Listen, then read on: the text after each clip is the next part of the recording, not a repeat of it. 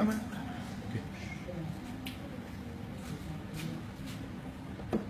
Okay. Rêve Tov à tous. Donc, je suis super content de refaire un petit cours comme ça. Mais ça stresse beaucoup et donc voilà, si vous avez des questions pendant le cours, moi je suis patoir, vous pouvez m'interrompre, ça ne me dérangerait pas, ok? Donc déjà je voulais vous remercier d'être venu, parce que je sais que le Rav Gobert n'était pas là et qu'il y avait des cours à droite à gauche, mais en tout cas merci beaucoup. Et surtout pour Yossi Amouyal, merci beaucoup frérot. Et j'aimerais remercier le Rav Tuto qui m'a donné l'opportunité m'a confié à la synagogue. Et c'est lui qui me pousse encore à faire des petits shiurim à droite à gauche. Et vraiment, je le remercie du fond du cœur parce que c'est vraiment quelqu'un qui est exceptionnel et qui m'apporte beaucoup dans ma vie. Donc voilà, on a recommencé donc la Torah, on a fini Simchat Torah. Et on commence cette nouvelle année. Entre guillemets, maintenant on commence vraiment la vraie nouvelle année parce qu'on commence maintenant à rentrer à l'école, entre guillemets, dans la vie. Maintenant on avait les fêtes et tout. On était tout le temps dans la Gdusha. Maintenant qu'on n'a plus dans les fêtes et que c'est fini, on va vraiment voir qui on est. Et quoi du mieux de commencer par Bereshit, au commencement. Donc je ne vais pas vous saouler trop avec l'histoire parce que tout le monde la connaît déjà. C'est juste que on va raconter un peu tout ce qui s'est passé. Au début, Kadosh Baruch Hu, il a tout créé. Okay, il a créé le ciel, la terre, il a créé la lune et le soleil. Il a créé les animaux, il a créé les oiseaux, il a créé tout en fait. Et dès qu'il a fini toute la création, il a créé l'élément principal de la création du monde, qui est l'homme. La femme a été créée après. C'est l'homme plus important.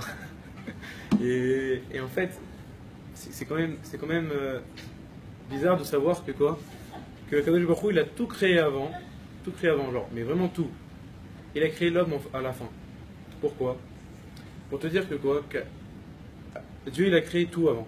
Il a créé l'homme dans un monde à part, qui est le monde de la Yetzira. Le Arizal il en parle beaucoup dans son livre de Kabbalah Etzraïm, et que le monde de la Yetzira c'est le monde de la formation. C'est là-bas que Kadosh Baruch Hu il a formé l'homme. Maintenant, donc l'homme il n'a pas été créé au Gan Eden. Tout ce qu'il a créé à Kadosh Baruch Hu c'était au Gan Eden. L'homme il a été créé dans un autre monde. Et maintenant, dès que Kadosh Baruch Hu il a fini d'avoir créé l'homme, il a pris Adam Arishon et il l'a emmené au Gan Eden. Pourquoi? Il voulait que l'homme il soit vraiment tunisien, genre il s'assoit et qu'il ait les trucs qui le servent, les doigts comme ça, il kiffe sa race, comme à la plage. Et quoi, on a vu que il avait tout prévu. Il avait le soleil, il avait chaud, ben il y avait le vent, il avait froid, il y avait le soleil, il y avait tout ce qu'il voulait. Et vraiment, on voit que ça nous touche à chacun de nous. Ce point-là. Pourquoi? Nous, grâce à Dieu, Dieu nous a fait créer, il nous a donné dans une bonne famille. On a des parents, on a tout ce qu'il faut à la maison. Baruch Shem, je crois que ici personne ne manquera à la maison, non? Il a tout le temps. On a des vêtements, on a à manger, on sait qu'il ne manquera jamais rien à la maison. Et Dieu il nous a fait pareil. On est venu dans ce monde, dans le monde de la maman. Il nous a donné dans une bonne famille, avec un bon papa, une bonne maman. Enfin, si vous ne fera pas, à mon avis, il ne fera pas. Hein, non? Et voilà, donc on voit vraiment que cette Nekuda là de Adam Arishon, elle vient aussi sur nous. Et il y a un beau midrash qui dit que il manquait qu'une seule chose au Gan Eden. À votre avis, c'est quoi? La Torah, elle a été créée avant le monde. Donc elle était déjà là.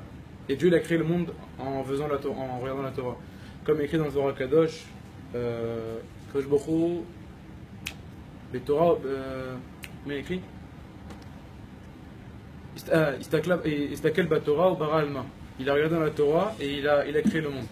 Il manquait seulement les végétaux.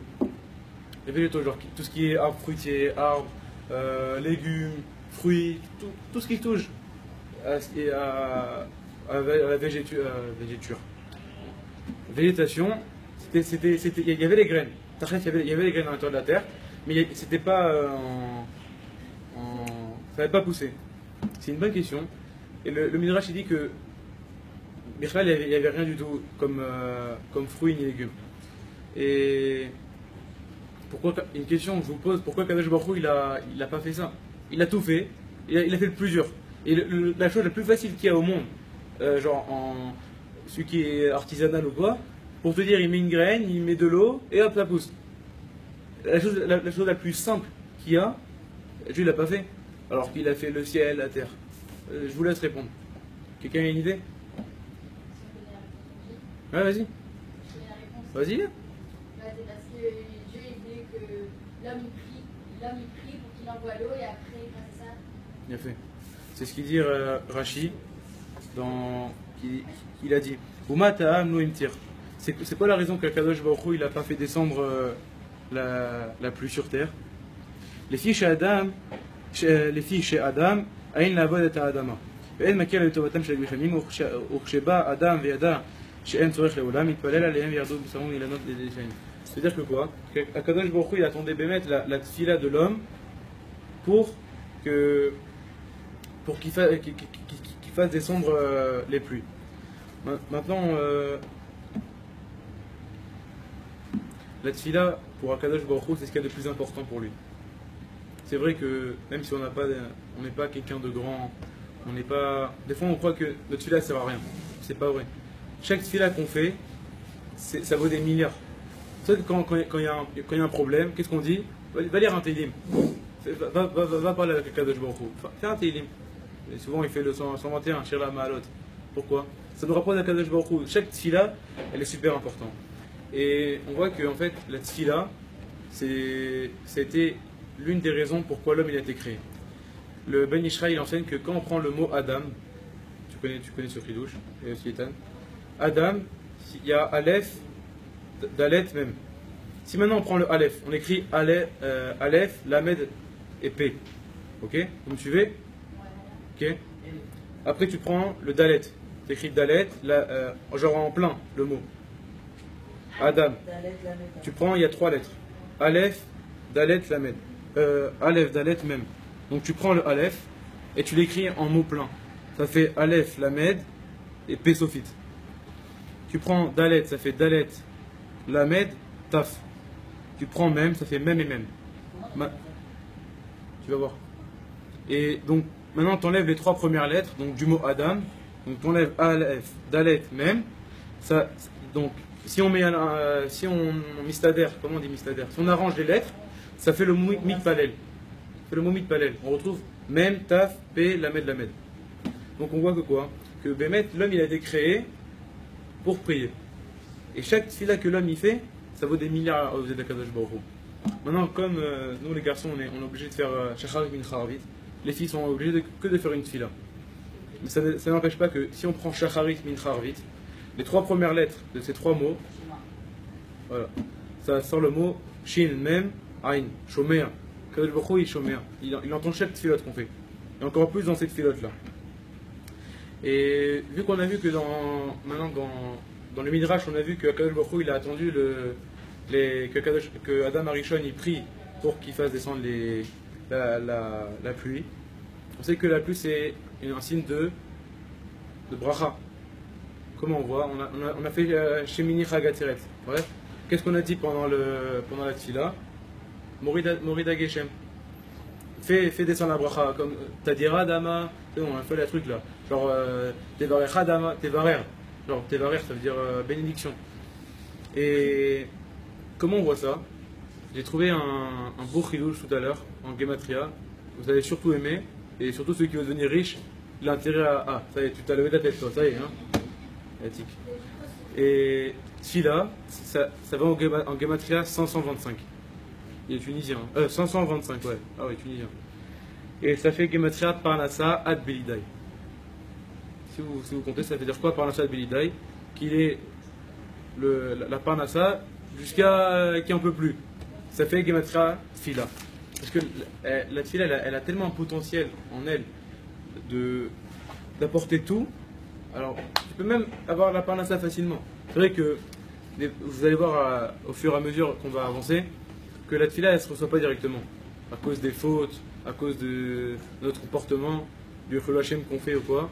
La tefila n'est pas directement acceptée. Donc on voit que dans la Gemara il y a écrit que depuis que le Beth Amikdash il a été détruit, les korbanot ils ont été remplacés par les tefilot. Et Kadosh Baruch Hu il kiffe nos tefilot. Comme il kiffait le korbanot, genre le Rav tout à l'heure il m'a dit que écrit dans la Gemara que Kadosh Baruch Hu il attendait les korbanot avec impatience. Il disait il y a une bataille qui disait quand est-ce que mes enfants ils viendront nous offrir des korbanot. Et qu'est-ce qui remplace les korbanot de nos jours? La tefila, comme elle a dit Myriam. Et même les goïms, ils ont compris ce message-là. T'as froid? Vous avez froid? Éteins. Mais non, même moi j'ai froid, je caille. Et attends. Baruch atah Adonai Eloheinu melech haolam she'en kol niyeh b'dvaro.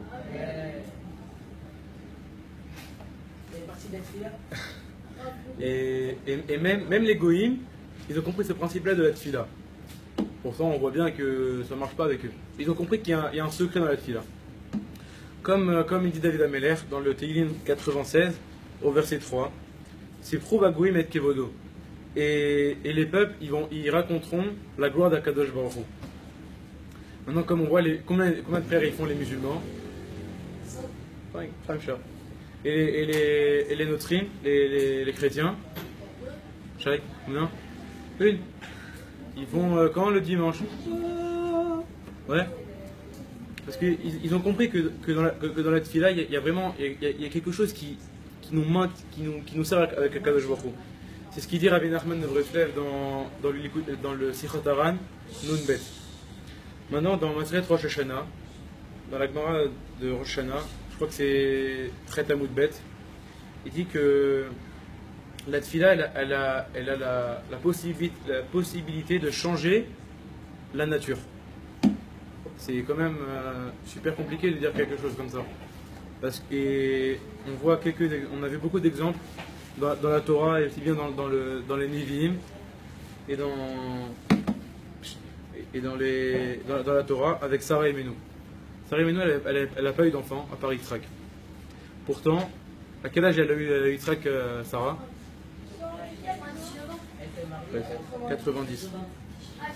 90 ans. Est-ce qu'une femme à 90 ans elle peut avoir un enfant? Non, mais le malach il a fait soi-disant qu'il avait 18 ans, je crois. Pourtant, vers 60 ans, la femme elle a la ménopause. Dès que tu as la ménopause. Voilà, pour te dire, même je suis là. Dès que la femme elle atteint vraiment un âge comme ça, elle ne peut plus avoir d'enfant, c'est fini. Et comment Dieu a donné cette possibilité à Sarah là d'avoir Yitzhak? Et de là même, la Gemara nous dit que quoi? Que la Tid Lavo, genre dans les générations futures quand il y aura Mashiach, on ne s'appellera plus Bnei Israël. Genre Bnei Yaakov on s'appelle. Quand je me fais la chanson on a dit Bnei Israël. On s'appellera Bnei Yitzhak. Pourquoi? Yitzhak il a donné toute sa vie pour Akadosh Baruch Hu. Il était là à chaque fois. On a vu quand il était sur le Misber, il a été prêt à donner sa vie entière pour Akadosh Baruch Hu. Et il a été de là à même sacrifier sa vie entière pour Akadosh Baruch Hu. Il a dit genre à son père, il a écrit dans Sod Hashmal, la dernière fois j'ai entendu Rav Tzous, il a dit un cours sur ça. Il a dit, je t'en supplie papa à Abraham, il a dit, je t'en supplie attache-moi bien, que j'ai pas peur et que je bouge pas pour que la shrita elle soit bien faite. Donc c'est vraiment, il n'y a pas de mots, il y a pas, ça sort même pas en plus. Et en fait, il a donné toute sa vie pour Akadosh Baruch Hu. Comment Sarah, elle a pu avoir ce srout-là, cette chance-là d'avoir un garçon pareil, un tzaddik pareil? C'est que Sarah, elle s'est pas découragée. Elle a vu qu'elle ne pouvait pas avoir d'enfants. On dit que les imaot, nos mères, elles étaient toutes stériles. Pourquoi? Parce que Akadosh Baruch Hu, il aime les tefilot des tzaddikim. Il aime aussi bien nos tefilot, mais encore plus des tzaddikim. Comme il y a écrit dans la Gemara, Atzadik Omer, Hashem, Gozer. Le tzaddik qui dit, Hashem il est obligé. Ah voilà, excuse-moi. Le tzaddik qui dit, Dieu est obligé de l'accomplir ce qu'il dit. C'est pour ça qu'il y a beaucoup de gens qui vont chez Rav Steinman, Rav Eliashiv.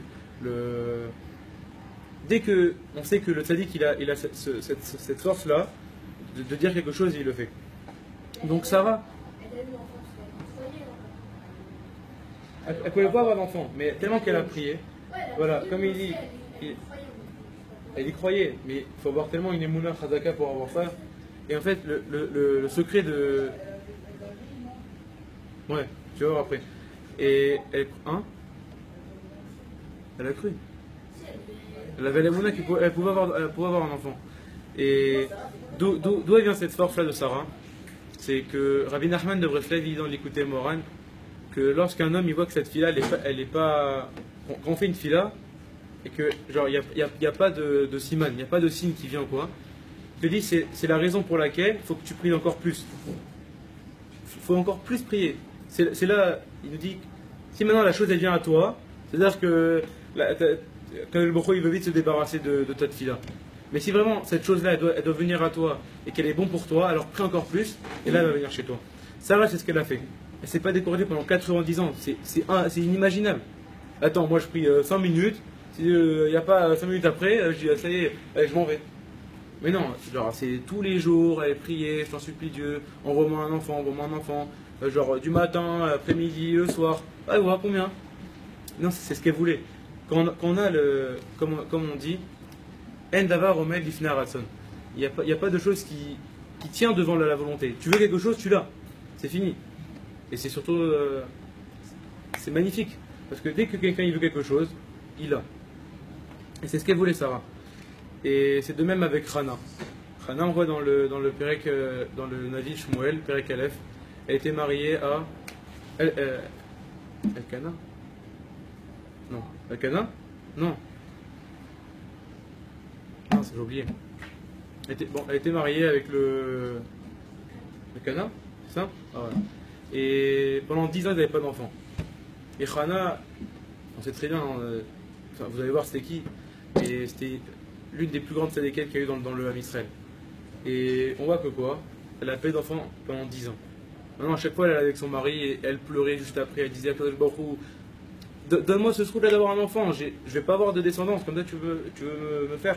Pas ça, Shalom m'a dit à Kadosh Baruch Hu, t'as dit ce que tu me fais, tu vas voir, je vais me rebeller contre toi. Non, elle prenait, je sais pas, à Kadosh Baruch Hu, par pitié, elle le prenait. Et Dieu, c'est pas qu'il n'en fallait pas cette fille-là. Comme il dit, il aime les filotes. Alors, il bochen le tzaddik. Comment on dit bochen? Il contrôle sa émouna. Il teste, voilà, un test. Et Chana, elle a prié. Jusqu'à qu'un jour, après 10 ans de mariage avec Elkana, elle va à Shiloh. À Shiloh, c'était le mini Beth Amikdash c'était le Mishkan. Donc là où il faisait les korbanot, l'homme Israël. Comme chaque année, Elkana et sa famille, ils allaient faire les sacrifices à Shiloh. Maintenant, le Kohen Gadol de l'époque, c'était Elia Cohen. Elia Cohen, on savait tous que c'était l'un des plus grands Kohanim qu'il y a eu avec Aaron et Rabbi Yochanan Kohen Gadol. Et donc, Hana, elle arrive avec son mari, ils font le mishté, donc le repas. Et là, Elkana, il voit que sa femme, Hana, elle mange rien. Ni elle boit, ni elle mange. Il dit, chérie, mange quelque chose, fais la mitzvah. Elle fait, non, je peux pas manger, comment tu veux que je me mange alors que j'ai pas d'enfant? Elle commence à pleurer, elle se met dans un coin. Et on connaît toute l'histoire que Pnina, et ben, tout le temps, elle essayait de lui faire mal. Ah, t'as pas d'enfant, pourquoi? C'est les Shem Shamaim, mais on fait pas du mal pour les Shem Shamaim. C'est assourd ça, les gambrés. Tu peux pas faire du mal à quelqu'un pour le faire tchouva. Quand on fait faire tchouva à quelqu'un, c'est Béhava. Tu peux pas lui dire stop, et l'embêter. Non, doucement. Et Pnina, elle a perdu tous ses enfants à cause de ça. Si on voit la gematria de Shmuel, je crois que ça fait Sheva. Je crois que ça fait un truc comme ça. Si tu regardes bien, essaye de regarder. Ça fait Sheva, parce qu'elle a perdu tous ses 7 enfants, rien que parce qu'elle a embêté Hana. Et Hana, elle a été devant le Echal. Le Echal, c'était entre guillemets où il y avait le Aaron Abrit et tout. Elle a commencé à prier. Et qu'est-ce qu'elle faisait? Elle faisait comme ça. Et elle pleurait, elle faisait comme ça, genre. Et avant, ça n'existait pas, ça, avant. Maintenant, on voit dans les synagogues, tout le monde fait ça. C'est un minac qu'on a pris de Hana. Maintenant, pourquoi elle était comme ça? Elle commençait à parler avec Kadosh Baruch Hu et à pleurer encore une fois. Et on sait que quand on est devant Echad, il y a une Gdusha. Et les tefilot sont encore plus acceptées. Maintenant, Eli Cohen, il avait le ephod. Le ephod, je ne sais pas comment on dit en français. Ah voilà, le pectoral. Pas les pectos, mais le pectoral.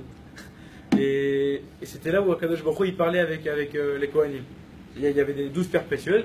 Et il y avait le Shema Meforash, donc le Shem de Akadosh Baruch Hu, entièrement collé sur le torse d'Aaron, du Kohen. Et Akadosh Baruch Hu, il parlait par ce biais-là, et le Kohen, il devait déchiffrer le message qui était à comprendre. Maintenant, Eli demande à Akadosh Baruch Hu, quel est le din de cette femme? C'est quoi le din? Le jugement de cette femme. Qui est cette femme? Maintenant, excusez-moi. Les lettres qui sont apparues, écrit Shikora. Vous connaissez ces histoires, hein? Shikora, ça veut dire quoi? Shikora, elle était sous. Elle était sous. Et pourquoi elle faisait comme ça? Quelqu'un qui est sous, il marche comme ça dans la rue. C'est comme ça. Alors, il a cru vraiment qu'elle était sous. Mais non, il a mal compris. Qu'est-ce qu'il avait écrit? Tu connais? Kshera. Elle est quoi? Elle est cachère. Elle est pure. Pourquoi quelqu'un qui vient devant un Kadosh Baruch Hu, quand il a mal, quand il a rien, enfin quand il a rien, ne pas avoir d'enfant, c'est la pire chose qu'on peut ne pas avoir dans sa vie. Parce qu'il est écrit dans Matzeret Chagiga qu'on avait étudié ensemble, il avait écrit que Kadosh Baruch Hu, il a créé ce monde Péria Vérivia, qu'il y ait une continuité dans les enfants. Donc ne pas avoir d'enfant, c'est la pire chose qu'on ne peut ne pas avoir dans ce monde.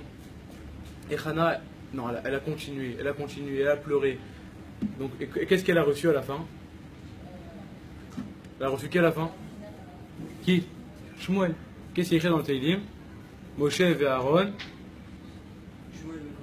Ou Shmuel Bekoré Shemo. La Gemara, elle dit. Voilà.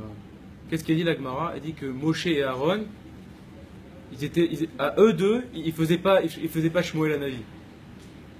C'est impossible. Attends, Moshe Rabbeinu, il était panim avec Akadosh Baruch Hu. Il était genre, et Akadosh Baruch Hu là, il était là. Il lui parlait, ensemble, il lui parlait. Il a reçu la Torah. Jusqu'à aujourd'hui, on lit toutes les semaines ce que Moshe Rabbeinu il a donné. Maintenant, Aaron à Cohen, il a écrit Oev Shalom, Rodef Shalom.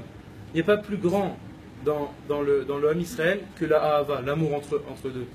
Comme il dit, je crois, il y a un siffret de Kabbalah, il dit que quoi? Ahava, ça fait 13. Et Echad, ça fait. Non, ça fait 13. Ça fait 26 en tout. Ahava et Echad, ça fait 13. 13 plus 13, c'est combien? 26. Yudke Vafke. Quand t'es avec Akadosh Baruch Hu,